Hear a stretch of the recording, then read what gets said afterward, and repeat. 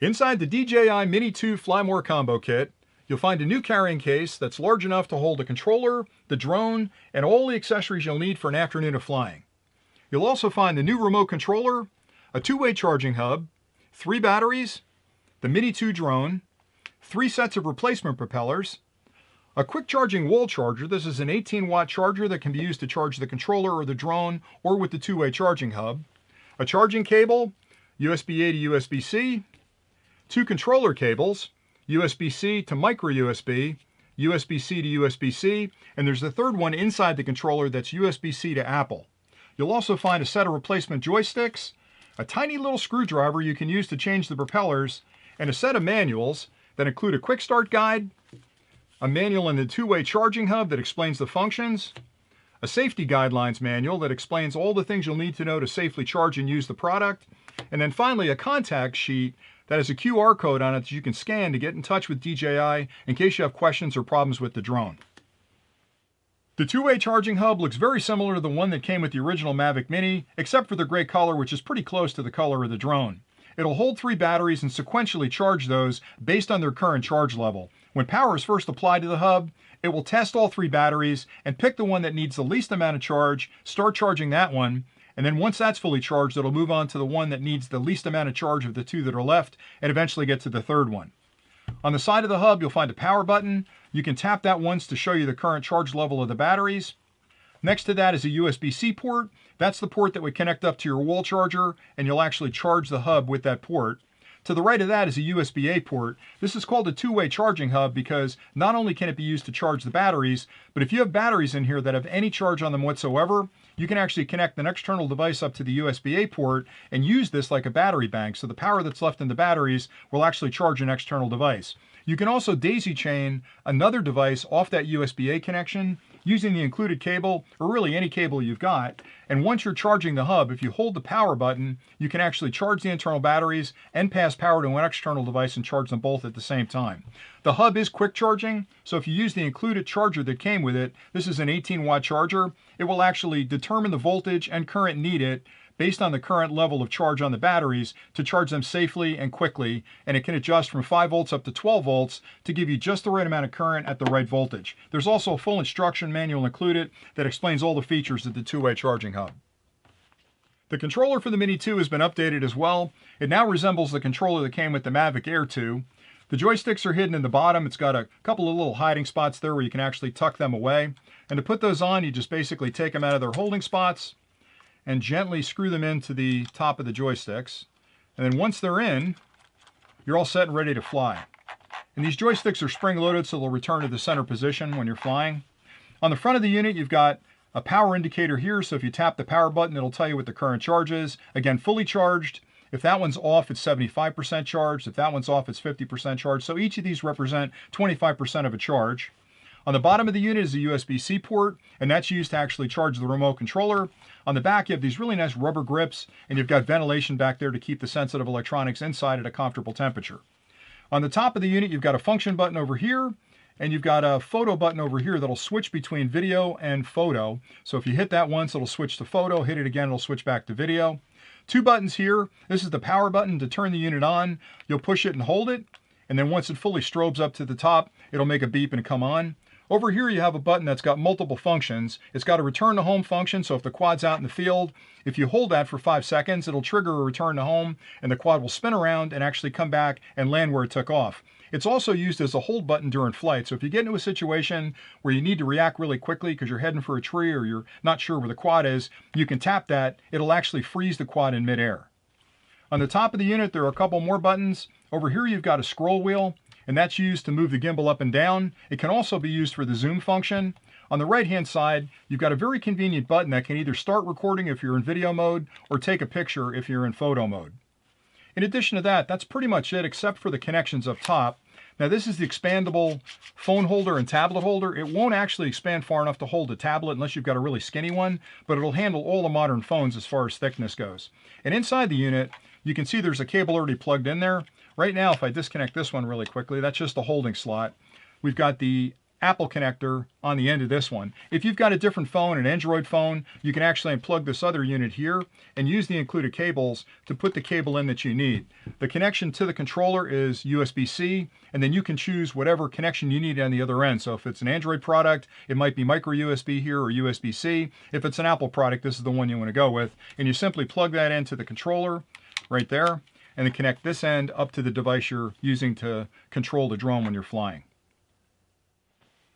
The first thing you'll probably notice about the new Mini 2 is the propeller stabilizer that DJI is including with the kit. This is a really nice accessory because it holds the propellers against the body of the quad, which protects them when you're putting it back in the original case or you're throwing it in a backpack.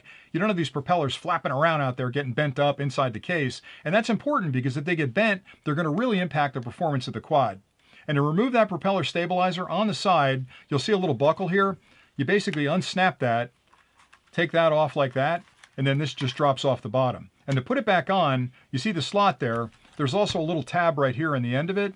You'll want to hang the propellers down like that. It's the easiest way I've found to do it.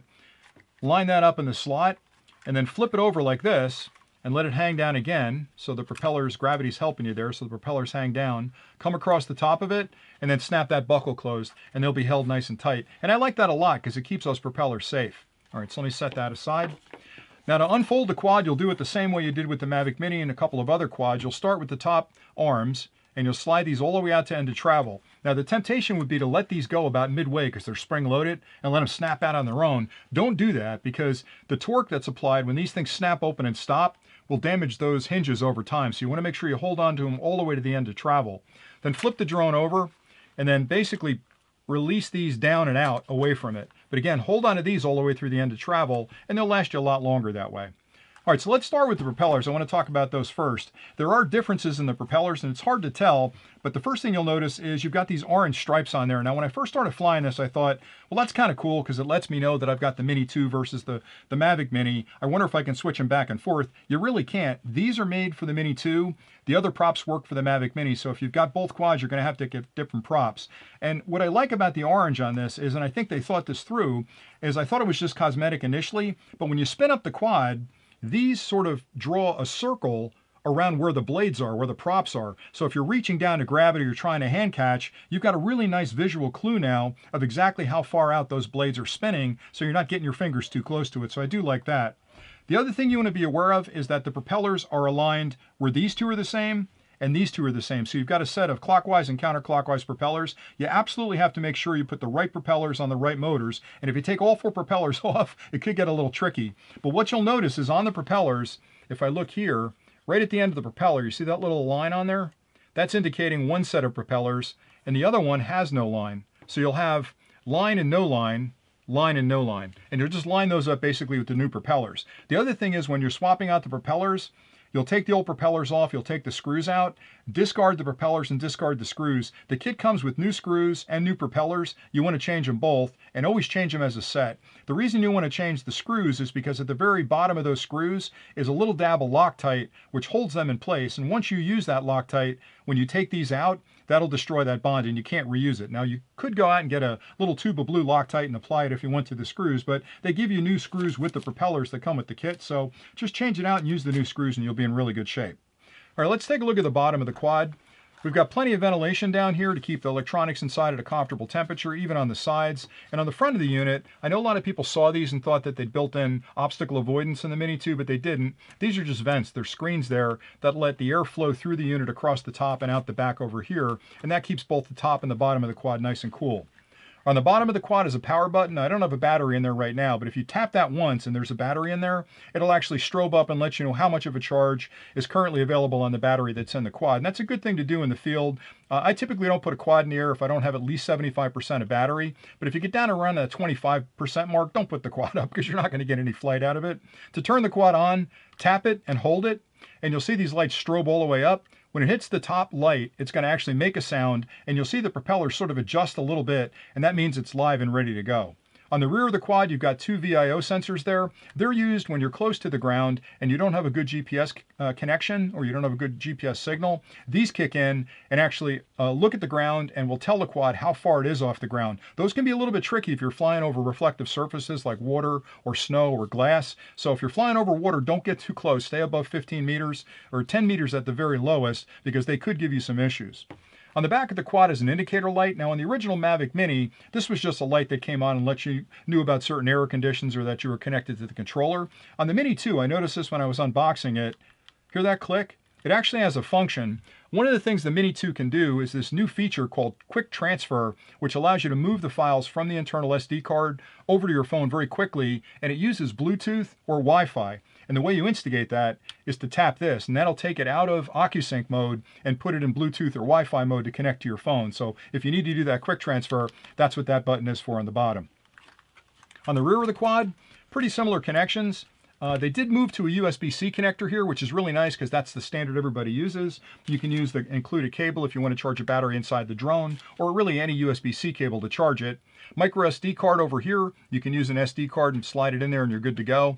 You'll open this door, slide the batteries in. There's connectors on the top for the batteries. Always keep this closed when you're putting it back in your case. You don't want to get any fuzz or anything on those connections inside. You certainly don't want to get them bent. They did build in little arms on either side of it here to keep them somewhat safe, but I still think they're pretty fragile, so make sure you keep that door closed. One other thing I'll mention is that when you put the battery in it, make sure you hear this door snap.